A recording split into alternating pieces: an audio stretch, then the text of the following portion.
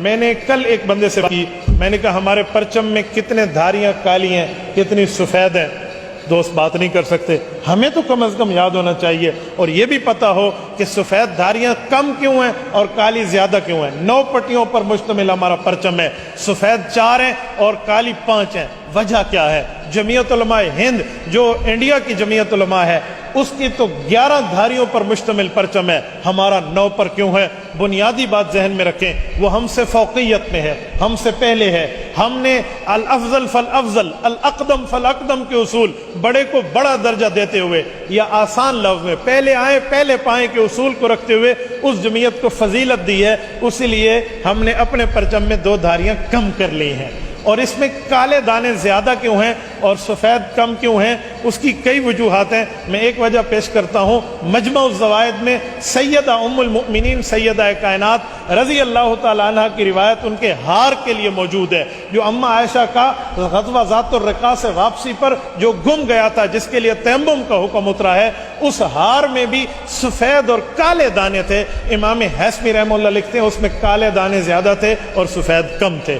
اس تشبیہ کی بنیاد پہ ہمارے پرچم میں کالی دھاریوں کو زیادہ رکھا گیا ہے، اور ہمارا پرچم یہ پرچم نبوی ہے۔ ہم پرچم نبوی کہتے ہیں، ہمارے پاس دلیل اور ثبوت نہیں ہوتا۔ مسند احمد میں بھی ہے اور اسی طرح مشکات میں بھی ہے اور ابن ماجہ میں بھی ہے۔ حضرت براء ابن عازب رضی اللہ عنہ کی روایت ہے کہ رسول اللہ صلی اللہ علیہ وسلم کا پرچم جو تھا وہ پرچم مربع تھا اور اس میں دانے دار کالی پٹیاں تھیں، تو یہ اسی سے نکلا ہوا پرچم ہے۔ اور حضور پاک کے پرچموں میں 2 کا ذکر ہے۔ ایک دن ایک بندے نے مجھے کہا کہ حضور پاک کا پرچم تو سفید بھی ہے، یہ مسند احمد میں روایت موجود ہے، تو صرف پرچم نبوی آپ اسے کیوں کہتے ہیں سفید کا ہے؟ میں نے کہا ہمارے اکابر جمعیت علماء اسلام کے اہل علم بھی ہیں اور اہل عقل بھی ہیں، اللہ نے انہیں شعور بھی دیا ہے، علم بھی دیا ہے، انہوں نے دونوں پرچم رسول اللہ کے سنبھالے ہیں۔ حدیث پاک میں ہے جو کالی اور سفید دھاریوں والا پرچم تھا وہ لوا تھا، اور جو پرچم رسول اللہ صلی اللہ علیہ وسلم کو سفید تھا وہ رایا تھا۔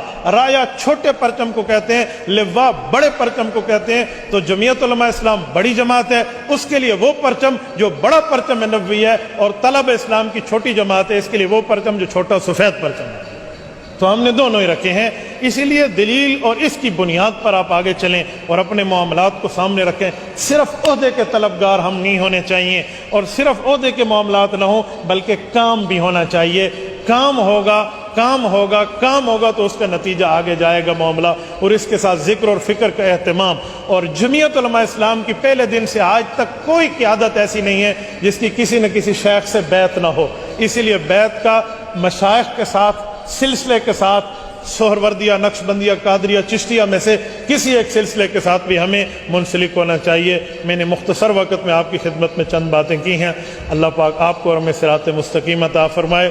اقول قولی ھذا واستغفر اللہ وآخر دعوانا ان الحمد للہ رب العالمین۔